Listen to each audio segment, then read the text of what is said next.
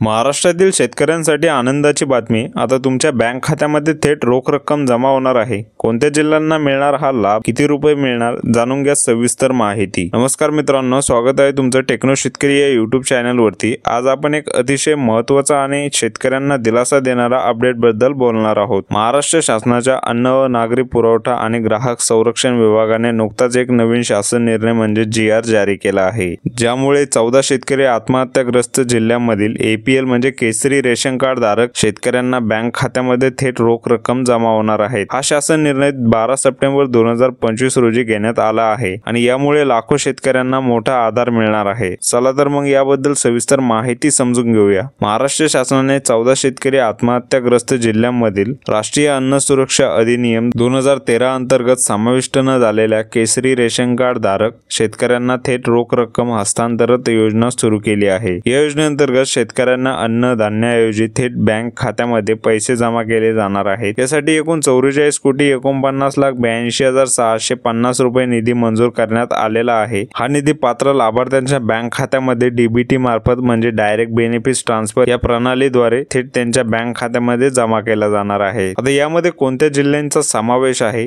हे नीट समजून घ्या।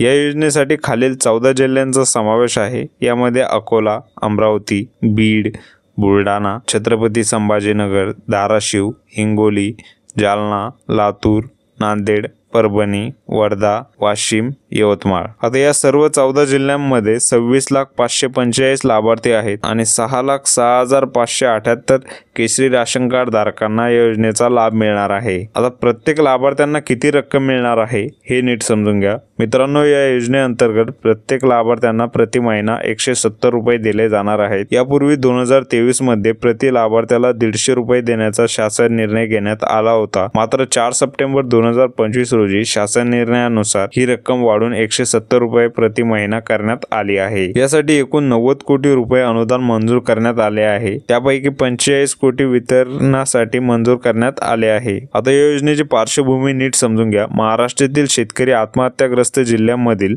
शेतकऱ्यांना आर्थिक आधार देण्यासाठी ही योजना सुरू करण्यात आली आहे। राष्ट्रीय अन्न सुरक्षा अधिनियम 2013 अंतर्गत समाविष्ट नसलेल्या केसरी रेशन कार्ड धारक शेतकऱ्यांना अन्नधान्याऐवजी रोख रक्कम देण्याचा निर्णय 28 फेब्रुवारी 2023 रोजी घेण्यात आला होता। त्यानंतर जानेवारी 2023 ते मार्च 2023 साठी 179 कोटी रुपये आणि एप्रिल 2023 ते जून 2023 साठी 168 कोटी रुपये निधी वितरित करण्यात आला होता। आता सप्टेंबर 2025 मधील नव्या शासन निर्णयानुसार आणखी 44 कोटी रुपये वितरित करण्यासाठी मंजुरी मिळालेली आहे। आता लाभार्थ्यांना या योजनेचा लाभ कसा मिळणार हे नीट समजून घ्या। हा लाभ DBT म्हणजे डायरेक्ट बेनिफिट ट्रान्सफर पद्धतीने लाभार्थ्याच्या आधार संलग्न बँक खात्यामध्ये जमा केला जाणार आहे। यामुळे पारदर्शकता आणि कार्यक्षमता वाढेल। लाभार्थ्यांना कोणत्याही मध्यशिवाय थेट त्यांच्या बँक खात्यामध्ये रक्कम मिळेल। जर तुम्ही या 14 जिल्ह्यांपैकी एका जिल्ह्यातील केसरी राशन कार्ड धारक शेतकरी असाल तर तुमच्या बँक खात्याची माहिती अद्ययावत असल्याची खात्री करा। आता ही योजना का महत्त्वाची आहे